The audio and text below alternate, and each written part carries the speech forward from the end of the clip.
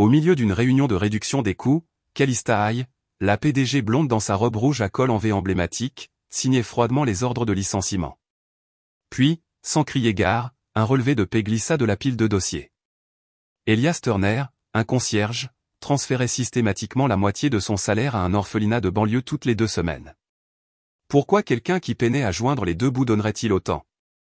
Cette question tira Calista de sa tour de verre, l'amenant à la porte des souvenirs douloureux d'Elias, quand il était un ingénieur brillant, puis avait tout perdu. Et ce soir, l'entreprise est sur le point d'exploser, littéralement. La réponse concernant cette moitié de chèque de paie sauvera-t-elle l'entreprise ou la détruira-t-elle? Et un cœur gelé peut-il dégeler devant une gentillesse silencieuse? Le soleil du matin scintillait sur la façade de verre de Sterling Innovation, un monument imposant à l'ambition au cœur du quartier technologique de San Francisco. À l'intérieur, le 34e étage bourdonnait d'un chaos contrôlé. Les ingénieurs se regroupaient autour des terminaux, leurs écrans remplis de codes en cascade et de simulations de drones en 3 dimensions. L'air portait l'odeur âpre du café et la tension électrique des délais imminents. Calista Hay se déplaçait dans ce monde comme une lame dans de la soie. À 34 ans, elle avait déjà cimenté sa réputation de reine de glace de l'innovation aérospatiale. Sa robe rouge, toujours cette coupe en V confiante était devenue une signature autant que ses objectifs trimestriels inébranlables. La presse aimait la photographier contre l'acier et le verre, une touche de défi cramoisi dans un monde monochrome. Mais ce que les caméras ne captaient pas, c'était les nuits où elle restait jusqu'à l'arrivée des équipes de nettoyage, ou la façon dont sa mâchoire se serrait lorsqu'elle passait devant la photo encadrée dans son bureau, un instantané estompé de l'entreprise ratée de sa mère, une boulangerie fermée à cause d'une gentillesse donnée au mauvais moment aux mauvaises personnes. Sterling Innovation saignait de l'argent, 3 trimestres consécutifs de pertes. Le conseil d'administration était sur le qui-vive et le projet de drone Aegis V, leur dernier espoir de salut, était à 96 heures d'une démonstration décisive pour Ater Defense, un contrat valant plus de 200 millions de dollars. L'entreprise avait été fondée sur la promesse de rendre le ciel plus sûr grâce à la robotique de pointe et à la technologie aérospatiale. Mais les promesses ne payaient pas les salaires, et les investisseurs ne se souciaient que des chiffres qui allaient dans une seule direction. 30 étages en dessous du bureau d'angle de Calista, dans les couloirs de maintenance souterrains que la plupart des employés ne voyaient jamais, Elias Turner poussait un chariot de nettoyage avec l'aisance de quelqu'un qui l'avait fait 1000 fois. Il avait 36 ans, mais paraissait plus vieux. Sa silhouette était grande et solide. Ses mains étaient cicatrisées et calleuses d'une manière qui suggérait une histoire au-delà des manches de serpillière et de la cire à plancher. Ses mains se déplaçaient avec une précision surprenante lorsqu'il ajustait le panneau lâche d'une boîte de jonction électrique, ou lorsqu'il essuyait soigneusement l'équipement de capteurs dans le laboratoire de robotique après le départ des ingénieurs. Parfois, tard dans la nuit, il s'arrêtait et fixait les plans laissés sur les tableaux blancs, ses yeux traçant les mathématiques élégantes de la dynamique de vol avec une intensité qui ne correspondait pas à son uniforme de concierge. Personne chez Sterling Innovation ne savait qu'Elias Turner avait autrefois été le docteur Elias Turner, ingénieur de contrôle principal du programme Orion, l'homme dont les algorithmes avaient été loués dans les revues aérospatiales comme la touche dorée du vol computationnel. Personne ne savait que sa femme, le docteur Audrey Turner, était décédé dans un accident de laboratoire il y a 3 ans. Un accident qui le hantait chaque fois qu'il fermait les yeux. Et certainement personne ne savait pourquoi il donnait exactement la moitié de son salaire minimum à l'orphelinat Sainte-Brigitte toutes les 2 semaines, sans faute. Dans la salle de conférence, William Hay, le beau-père de Calista et président du conseil d'administration, tapait son stylo sur la table en acajou avec une impatience croissante. Nous supprimons 23 postes dans les infrastructures, annonça-t-il, sans lever les yeux de la feuille de calcul. Maintenance, conciergerie, gestion des installations. La date limite est demain. Vivien Cross, la chef de cabinet de Calista, âgée de 30 ans, se pencha en avant avec un intérêt calculé. Elle était aussi affûtée qu'un scalpel et 2 fois plus froide, son ambition à peine dissimulée derrière un vernis de déférence professionnelle. L'optique pourrait être difficile, dit-elle prudemment, mais les sacrifices nécessaires le sont souvent. Calista signa le document sans hésitation. L'efficacité était la survie. Le sentiment était le luxe des entreprises qui ne se vidaient pas de leur sang. Mais la machine à imprimer se bloqua, crachant des papiers dans un fouillis confus. Parmi eux, un relevé de paie qui n'aurait pas dû être dans cette pile. Calista le ramassa, fronçant les sourcils à l'erreur. Employé, Turner Elias. Poste, service de conciergerie. Salaire mensuel brut, 2400 $. Virement récurrent tous les 15 du mois, 1200 $. Bénéficiaire, orphelinat Sainte-Brigitte, Auckland. 50% chaque mois, comme une horloge. Qu'est-ce que c'est? La voix de Calista coupa le faible murmure de la réunion. William y jeta à peine un coup d'œil. Un cœur saignant qui essaie d'acheter le salut. Coup de pub probablement ou évasion fiscale. Mais les yeux de Vivien se plissèrent d'un intérêt prédateur. Nous devrions enquêter sur le but de ces transferts. Cela pourrait être tout autre chose. Une situation de blanchiment d'argent, peut-être. Calista fixa les chiffres. 2400 $ suffisaient à peine pour survivre dans la région de la baie. La moitié de cela. Elle fit le calcul rapide. La différence entre payer son loyer et dormir dans sa voiture, entre manger et ne pas manger. Pourquoi quelqu'un qui survivait à peine donnerait-il autant? Cet après-midi-là, elle se retrouva dans le hall en marbre, à attendre. Elle ne l'avait pas prévu, ne l'avait pas programmé, mais quand Elias Turner passa avec son chariot, se déplaçant avec cette étrange précision qu'elle n'avait jamais remarquée auparavant, Calista s'arrêta directement sur son chemin, Monsieur Turner. Il s'arrêta. De près, elle pouvait voir les détails que les caméras de surveillance manquaient. Les légères brûlures chimiques sur ses avant-bras. La façon dont ses yeux étaient intelligents et distants à la fois. Le contrôle minutieux dans chaque mouvement. Madame. Sa voix était calme, respectueuse, ne révélant rien. J'ai vu votre relevé de paie.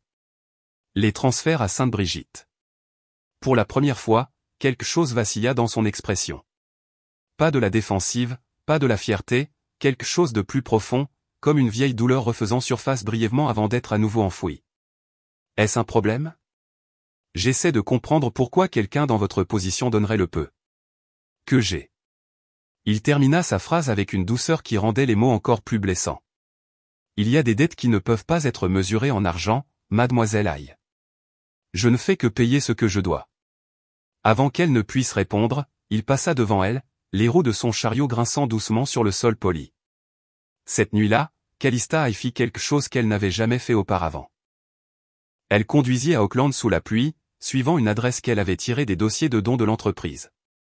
L'orphelinat Sainte-Brigitte se trouvait en bordure du quartier industriel, un presbytère converti avec de la peinture écaillée et une enseigne qui avait résisté à trop de saisons. Elle se gara de l'autre côté de la rue, moteur éteint, regardant à travers les vitres striées de pluie. Et puis elle le vit. Elias Turner, toujours dans ses vêtements de travail, était sur une échelle, réparant une gouttière cassée. En dessous, un groupe d'enfants tenait des parapluies et une lampe de poche, appelant des instructions. Lorsqu'il descendit, un petit garçon, peut-être de 10 ans, courut vers lui avec un avion en papier, soigneusement plié. Elias s'agenouilla pour l'examiner, suggérant des ajustements aux angles des ailes avec le genre d'attention que la plupart des gens réservaient aux prototypes de plusieurs millions de dollars. Oncle Eli, regarde le volet maintenant. Le garçon le lança. L'avion s'envola, attrapa un courant ascendant et plana gracieusement avant d'atterrir près de la clôture. Les enfants applaudirent. Elias sourit un vrai sourire. Le genre que Calista n'avait pas vu sur son visage à l'entreprise. Une religieuse âgée sortit du bâtiment, son habit sombre contrastant avec la lumière chaude qui s'échappait de l'embrasure de la porte. Elle étreignit Elias, lui parla doucement. Calista ne pouvait pas entendre les mots, mais elle vit le chagrin qui traversait son visage, la façon dont la religieuse lui serrait la main. Calista resta dans sa voiture pendant 20 minutes, observant cet autre monde. Pas de caméra, pas de publicité, juste un homme réparant des gouttières et enseignant aux enfants à voler. Lorsque sœur Constance invita Elias à l'intérieur pour le thé, Calista sortit enfin de sa voiture. La pluie s'était adoucie en bruine, elle se tenait à la grille, incertaine, un sentiment qu'elle n'avait pas ressenti depuis des années. « Puis-je vous aider ?» La religieuse l'avait remarqué.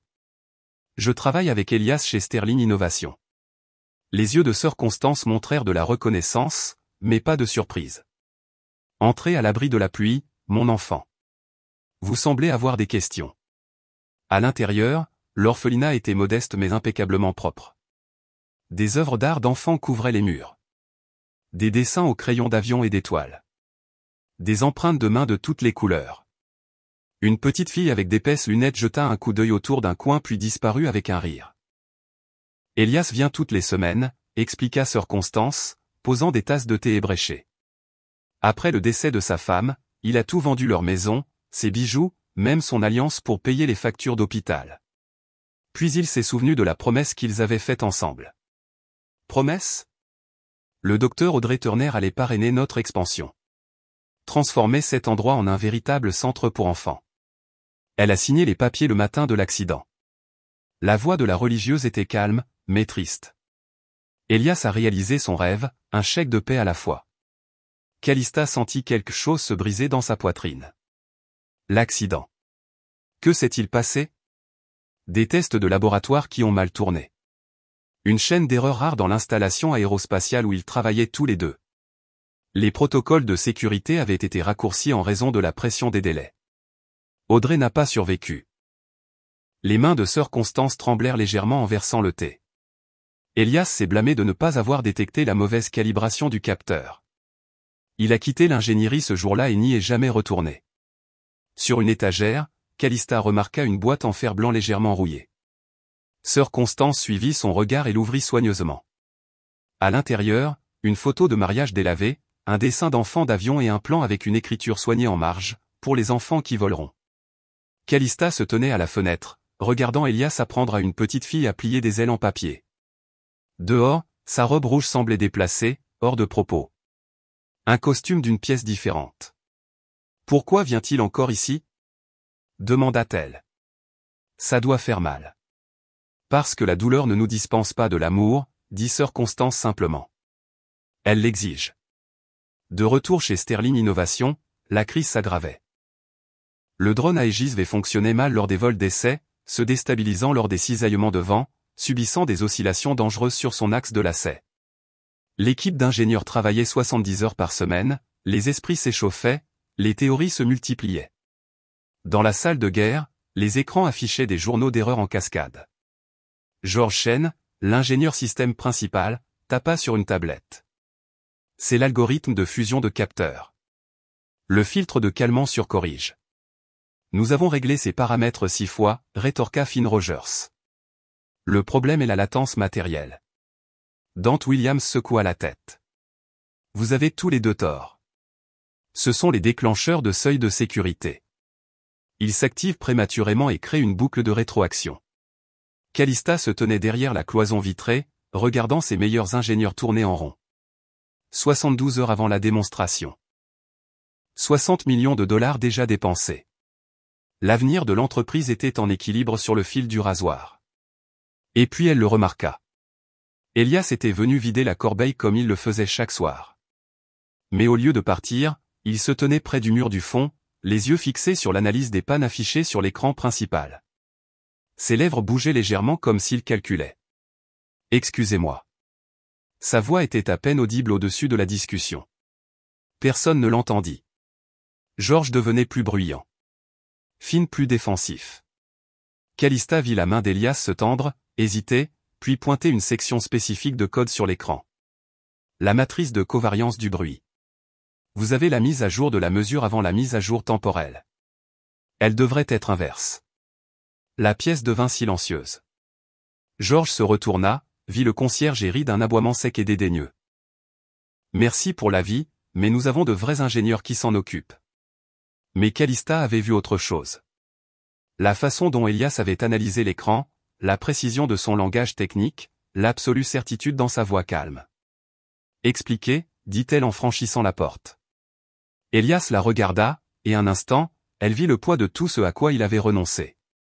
Votre fusion de capteurs essaie de fusionner des données du GPS, de l'IMU et des capteurs barométriques simultanément, mais vous mettez à jour dans la mauvaise séquence. L'étape de prédiction doit se produire en premier, puis la phase de correction. Actuellement, vous corrigez le bruit avec le bruit, créant un délai en cascade qui se manifeste par une instabilité dans des conditions dynamiques. La pièce était silencieuse. Le sourire de George s'était figé.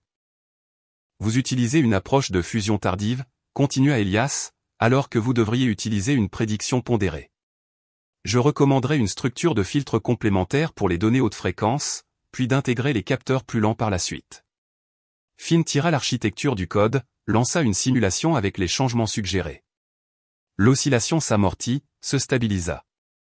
Comment avez-vous, commença Dante, mais Elias se dirigeait déjà vers la porte. Bonne soirée à tous. Calista le suivit dans le couloir. Attendez. Il se retourna. Sous la lumière fluorescente, elle pouvait voir l'épuisement sur son visage. La résignation. Qui êtes-vous? Quelqu'un qui savait des choses, dit-il doucement. Avant que j'oublie comment me pardonner. Cette nuit-là, Calista ordonna une enquête de fond. Au matin, elle avait le dossier étalé sur son bureau. Dr Elias Turner, doctorat du MIT en contrôle aérospatial, ingénieur principal du programme Orion, auteur de 12 articles évalués par des pairs, titulaire de 3 brevets en système de vol autonome.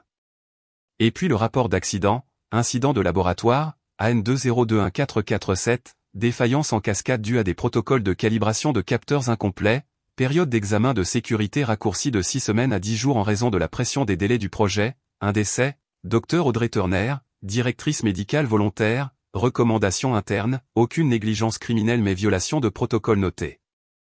La lettre de démission d'Elias datait du même jour, je ne peux plus en toute conscience travailler dans une industrie qui privilégie les délais au détriment des vies. Je suis responsable de ce qui s'est passé et je choisis d'assumer cette responsabilité ailleurs. Calista fixa son reflet dans la fenêtre sombre de son bureau. Combien de fois avait-elle raccourci les examens de sécurité, repoussé les délais, privilégié la livraison à la prudence? L'image de sa mère lui revint en mémoire, non pas l'échec sur lequel elle s'était toujours concentrée, mais la gentillesse, la façon dont elle avait donné de la nourriture aux familles qui ne pouvaient pas payer, la douceur que Calista avait appris à appeler faiblesse. Mais si elle s'était trompée? Sur son bureau, l'ordre de licenciement était toujours non signé, incluant le nom d'Elias sur la liste. Elle prit son téléphone. Vivien, annule les réductions d'infrastructures. Avec effet immédiat. Le lendemain matin, Calista trouva Elias dans la salle de pause de la maintenance. Il mangeait un sandwich, lisant un livre de poche abîmé sur la mécanique quantique. « Je veux vous offrir un poste, dit-elle sans préambule. Chef des protocoles de stabilisation. 30 jours d'autorité d'ingénierie complète sur les systèmes de contrôle AGIS-V. Salaire, 5 fois votre taux actuel. » Elias posa son livre lentement. « Non, excusez-moi. J'ai quitté l'ingénierie parce que je ne pouvais pas faire confiance à des systèmes qui mettaient le profit avant la sécurité. Vous voulez que je répare votre drone pour que vous puissiez le vendre au plus offrant? » Sa voix était calme mais inébranlable. « Je ne referai pas ça. » Calista sentit la colère la traverser, puis autre chose. Du respect. Et si je pouvais vous prouver que nous faisons cela pour les bonnes raisons? Pouvez-vous? Elle pensa à Sainte Brigitte, aux enfants, à Sœur Constance, au plan dans la boîte en fer blanc, pour les enfants qui voleront. Donnez-moi une chance de vous montrer. Cet après-midi-là, Calista fit 3 choses qu'elle n'avait jamais faites auparavant. Premièrement, elle appela personnellement chaque employé dont le licenciement était prévu et leur dit que leur poste était sécurisé, puis améliora leurs avantages sociaux. Deuxièmement, elle établit un fonds d'urgence pour les travailleurs des installations, rétroactif au début de l'année. Troisièmement, elle transféra 100 000 $ de son compte personnel à l'orphelinat Sainte-Brigitte, anonymement, avec une note, pour les enfants qui voleront. Vivien observa ces décisions avec un déplaisir soigneusement dissimulé. Le conseil d'administration ne comprendra pas, alors je leur expliquerai, répondit Calista. Mais la crise était loin d'être terminée. Ater Défense venait d'envoyer un ultimatum, démontrer un vol réussi dans les 72 heures, où le contrat serait définitivement résilié. 2 jours plus tard, lors de la démonstration à enjeux élevés avec des observateurs militaires présents, tout tourna catastrophiquement mal. L'AEGIS-V décolla parfaitement, ses rotors bourdonnant en parfaite harmonie. Les 5 premières manœuvres s'exécutèrent sans accroc, puis une rafale de vent frappa d'un angle inattendu. Le drone tressaillit, surcorrigea, commença à osciller dans un motif sinusoïdal croissant. Dans la salle de contrôle, les alarmes hurlèrent. Le pilote au sol essaya de reprendre le commandement, mais le système était entré dans une boucle de rétroaction, chaque correction aggravait l'oscillation. « Arrêt d'urgence » cria George. Il ne répond pas. Les mains de Finn volaient sur le clavier, la panique montant dans sa voix. Sur l'écran, la trajectoire du drone affichait du rouge. 30 secondes avant la zone résidentielle. 25, le cœur de Calista battait la chamade. C'était la fin de tout. Et puis Elias fit irruption par la porte de la salle de contrôle.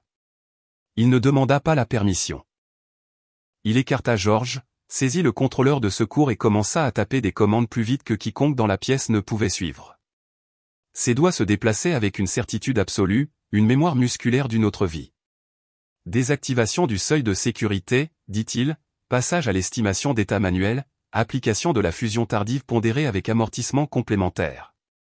Ça va le faire planter, protesta George.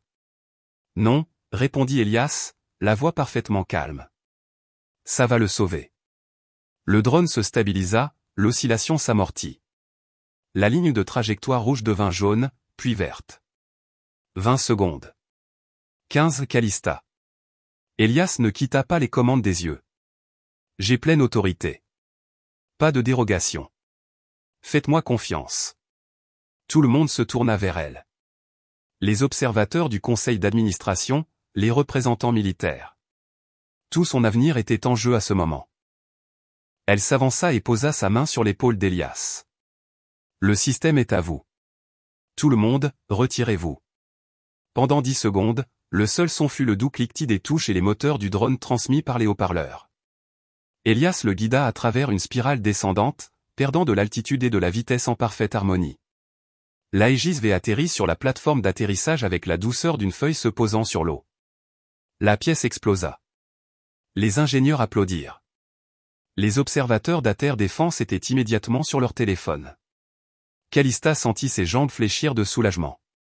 Et puis elle se tourna et étreignit Elias, là, devant tout le monde.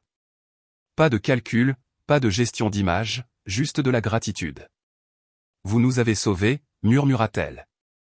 Je les ai sauvés, corrigea-t-il, hochant la tête vers la fenêtre, vers la ville au-delà. C'est de cela qu'il devrait toujours s'agir. William Hay se tenait dans le coin, observant. Son expression était illisible. C'était impressionnant, dit-il lentement. Mais qui a autorisé un concierge à opérer des systèmes critiques? Moi, dit Calista, sans lâcher Elias. Et je le referai. Le samedi suivant, Calista se rendit à Sainte-Brigitte, non pas pour observer à distance cette fois, mais pour participer. Elle trouva Elias dans la cour, enseignant à Léo et Mathilda les principes de l'aérodynamique avec des avions en papier et un ventilateur de boîte. Angle d'attaque, expliqua-t-il, ajustant le pli de l'avion de Léo. Trop raide, vous décrochez. Trop plat, pas de portance. Comme les gens, dit Mathilda pensivement. Elias sourit. Exactement comme les gens. Calista s'agenouilla à leur côté, sa robe rouge remplacée par un jean et un simple pull. Puis-je aider? Les enfants regardèrent Elias, qui hocha la tête. Bientôt, Calista se retrouva à plier des ailes, à tester des trajectoires de vol, à rire lorsque son avion piquait du nez dans l'herbe. Cela faisait des années, des décennies qu'elle n'avait rien fait sans autre but que la joie. Plus tard, pendant que les enfants montraient à sœur Constance leurs conceptions améliorées, Elias et Calista s'assirent sur les marches du porche, regardant le coucher de soleil peindre le ciel de nuances d'ambre et de rose. Je pensais que donner était une faiblesse, dit Calista doucement. L'entreprise de ma mère a échoué parce qu'elle ne pouvait pas dire non aux gens qui avaient besoin d'aide. Je l'ai vu tout perdre.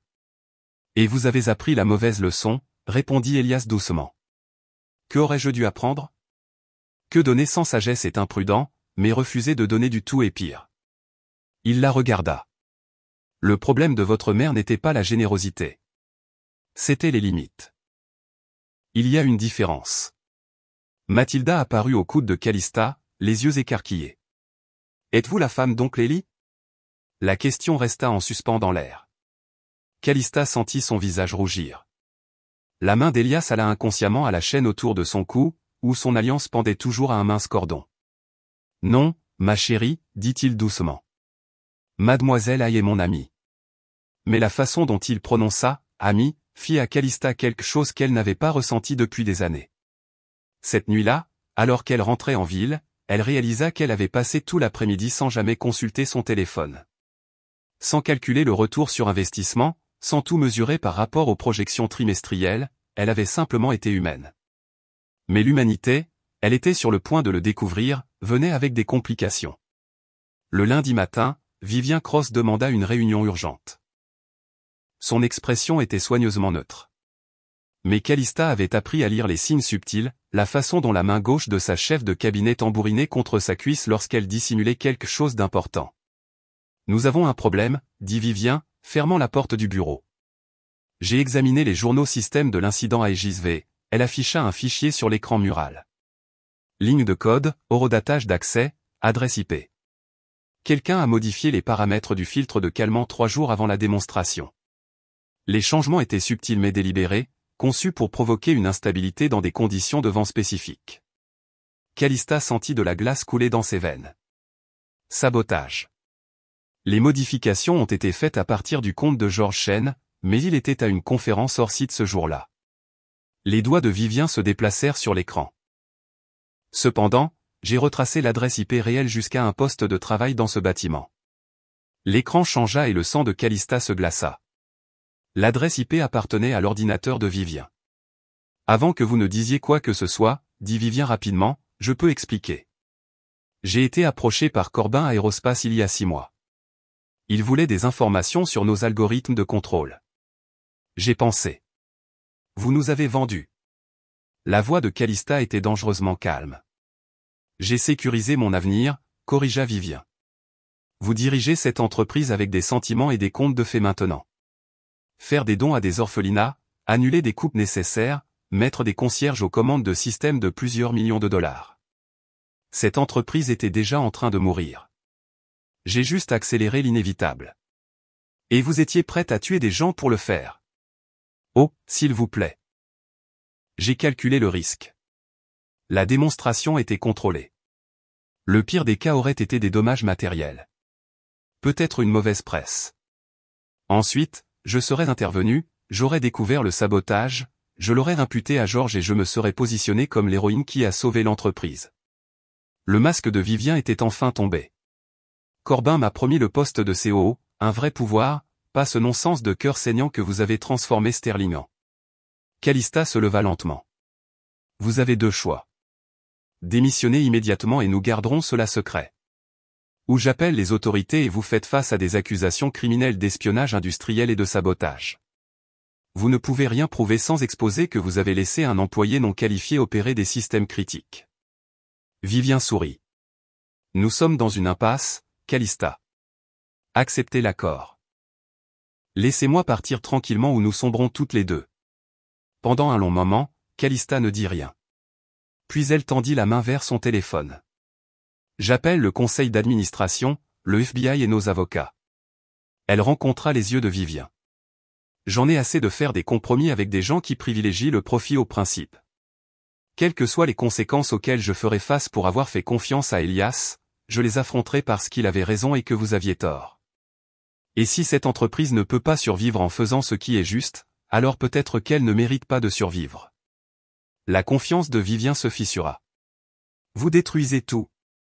Non, répondit Calista. Je construis enfin quelque chose qui vaut la peine d'être conservé. En moins de 4 heures, des agents fédéraux avaient saisi les ordinateurs de Vivien. Ses communications avec Corbin Aerospace remplissaient des centaines de pages. Plans détaillés, spécifications techniques, calendrier de paiement. La trahison était complète et sans ambiguïté. La réunion d'urgence du conseil d'administration dura 6 heures. William Hay resta silencieux pendant la majeure partie. Observant sa belle-fille défendre chaque décision qu'elle avait prise. Quand elle eut fini, il parla pour la première fois. J'ai passé 40 ans dans cette industrie, dit-il doucement. J'ai vu des entreprises monter et descendre sur rien d'autre que des chiffres trimestriels. Je vous ai appris à penser de cette façon, Calista. À tout mesurer par l'efficacité et le rendement. Il marqua une pause. J'avais tort. Vous m'avez montré ce que j'avais oublié. Que les chiffres servent la mission, et non l'inverse. Je suis fier de vous. C'était la première fois qu'il prononçait ces mots en 20 ans. Le conseil d'administration vota à l'unanimité pour engager des poursuites contre Vivien Cross et pour mettre en œuvre un nouveau cadre éthique à l'échelle de l'entreprise. Mais plus important encore, ils votèrent pour restructurer Sterling Innovation autour d'un principe différent, l'ingénierie centrée sur l'humain. Et ils votèrent pour faire d'Elias Turner le directeur fondateur de la nouvelle initiative. Calista le trouva ce soir-là dans le laboratoire de robotique où il travaillait depuis 16 heures d'affilée.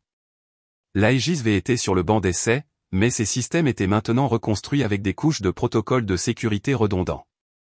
Chacun conçu pour prévenir exactement le genre de pression de délai qui avait tué Audrey. Le conseil a tout approuvé, dit-elle, s'asseyant à côté de lui. Nouvelle division, laboratoire de vol centré sur l'humain. Vous la dirigerez. Votre seul mandat est de rendre les choses sûres. Aucun compromis. Elias resta silencieux pendant un long moment. Et la rentabilité? La nouvelle structure de contrat comprend une clause stipulant que 30% de tous les profits de l'AEGISV et de ses dérivés iront dans un fonds. Elle sortit le document officiel. Nous l'appelons le fonds commémoratif Audrey Turner, pour les enfants qui voleront. Ses mains tremblèrent. Et j'ajoute 15% de mes actions personnelles au fonds de façon permanente. Elle rencontra ses yeux. Vous avez sauvé cette entreprise, mais plus que cela, vous m'avez empêché de devenir quelqu'un qui mesurait tout par son coût et rien par sa valeur. Elias se leva et marcha vers la fenêtre. En dessous, la ville scintillait de millions de lumières, chacune représentant quelqu'un essayant de construire une vie. Trouver un sens, survivre. J'ai passé 3 ans à me punir, dit-il doucement, pensant que je ne méritais pas d'aller de l'avant. Que donner de l'argent à Sainte-Brigitte équilibrerait en quelque sorte la balance pour ce que je n'ai pas pu sauver. Et maintenant? Il se tourna pour lui faire face. Maintenant, je pense que peut-être Audrey voudrait que je fasse plus que survivre. Peut-être qu'elle voudrait que je vive vraiment à nouveau. Lentement, délibérément, Elias souleva la chaîne de son cou. L'alliance d'Audrey capta la lumière, dorée et éternelle. Il la regarda un long moment, puis la plaça soigneusement dans sa poche, non pas pour la rejeter, mais pour la libérer. Je l'ai aimée, dit-il. Je l'aimerai toujours. Mais je pense que je suis prêt à me laisser redevenir humain. À faire des erreurs, à espérer. Calista se leva, comblant la distance entre eux. J'ai eu peur toute ma vie, confessa-t-elle. Peur d'être douce, de perdre le contrôle, de répéter les erreurs de ma mère. Vous m'avez montré que la force et la compassion ne sont pas des opposés, ce sont des partenaires. Qu'est-ce que nous faisons ici, Calista? Elle sourit, un vrai sourire. Rien de calculé ou de prémédité. Je pense que nous apprenons à voler. 1 an plus tard, l'orphelinat Sainte-Brigitte avait été transformé en centre communautaire STEM Sainte-Brigitte. L'ancien presbytère abritait désormais des laboratoires informatiques, des ateliers de robotique, une salle de musique avec des instruments donnés par des employés de Sterling et une bibliothèque remplie de manuels d'ingénierie aérospatiale aux côtés de livres d'images. Léo, maintenant âgé de 11 ans, présentait sa propre conception de drone à une salle pleine d'enfants plus jeunes, expliquant les ratios poussés-poids avec l'enthousiasme de quelqu'un qui avait trouvé sa vocation. L'œuvre d'art de Mathilda couvrait les murs du hall principal, y compris une pièce proéminente intitulée « La robe rouge dans le ciel bleu », montrant une grande femme et un monsieur enseignant aux enfants à voler. L'AEGISV avait remporté le prix national de l'innovation en matière de sécurité. Les revues spécialisées l'appelaient le premier système autonome véritablement éthique. Les commandes avaient afflué, non pas parce qu'il était le plus rapide ou le moins cher, mais parce qu'il était le plus sûr. Les entreprises voulaient être associées à l'intégrité. Sterling Innovation était redevenue rentable. Mais plus important encore, elle avait trouvé un but. Un samedi après-midi clair, Calista et Elias se tenaient dans la cour du centre, observant une démonstration du dernier concours d'avion en papier des enfants. La conception de Léo avait incorporé un léger angle de dièdre des ailes qui lui donnait une stabilité remarquable. Il expliquait son innovation à quiconque voulait l'écouter. « Il va être brillant, dit Calista. »« Il l'est déjà, répondit Elias. Nous lui donnons juste la permission de le montrer. » Sœur Constance s'approcha, portant une petite boîte en bois. À l'intérieur, soigneusement conservées, se trouvaient les lettres originales d'Audrey concernant son rêve pour cet endroit. Un rêve qui s'était enfin pleinement réalisé. Elle serait fière de vous deux, dit la religieuse doucement. Elias et Calista se tenaient ensemble. Les doigts entrelacés, ne se cachant pas, mais ne se donnant pas en spectacle non plus. Leur relation avait grandi lentement, prudemment, construite sur le respect mutuel et un but partagé plutôt que sur la seule passion. L'amour, avaient-ils appris, était le plus puissant lorsqu'il servait quelque chose au-delà de lui-même. Alors que le soleil commençait à se coucher, peignant le ciel de couleurs impossibles, Léo lança son avion primé. Il attrapa un courant ascendant et s'envola plus haut qu'il ne semblait possible pour du papier plié, planant sur des courants que lui seul pouvait sentir. « Regarde comme il va haut » s'écria Mathilda. Elias serra la main de Calista. « C'est tout ça » dit-il doucement. « Chaque enfant ici, chaque ingénieur que nous avons formé a privilégié la sécurité à la vitesse, chaque décision que nous avons prise de choisir la compassion plutôt que la commodité, ils volent tous. Calista acquiesça. Et quelque part dans l'espace entre ce qui était perdu et ce qui était retrouvé, entre le chagrin et l'espoir, entre la justice et la miséricorde, un concierge qui donnait la moitié de son chèque de paix aux orphelins, et une PDG qui apprit à donner tout son cœur, avait construit quelque chose qui durerait plus longtemps que les rapports trimestriels ou les marges bénéficiaires. Ils avaient construit un héritage mesuré dans les rêves des enfants qui osaient lever les yeux au ciel et s'y imaginer, en sécurité, fort et s'élevant. L'avion descendit finalement, atterrissant doucement dans les mains de Léo. Il sourit à Elias et Calista, tenant sa création comme un trésor. « On peut en faire un encore meilleur la semaine prochaine ?» demanda-t-il. Elias sourit. « On peut toujours faire mieux. C'est tout l'intérêt. » Alors que le crépuscule s'installait sur Sainte-Brigitte, les lumières à l'intérieur du centre brillaient chaleureusement dans la soirée rafraîchissante. Des rires résonnaient de la salle de musique. L'odeur de la cuisine de sœur Constance flottait de la cuisine. Des enfants couraient dans la cour, traînant des avions en papier comme des comètes.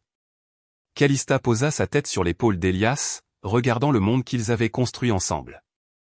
Autrefois, elle mesurait tout par son cou. Maintenant, elle mesurait tout par ce qu'ils sauvaient. Ils avaient appris à voler en enseignant aux autres à s'élever.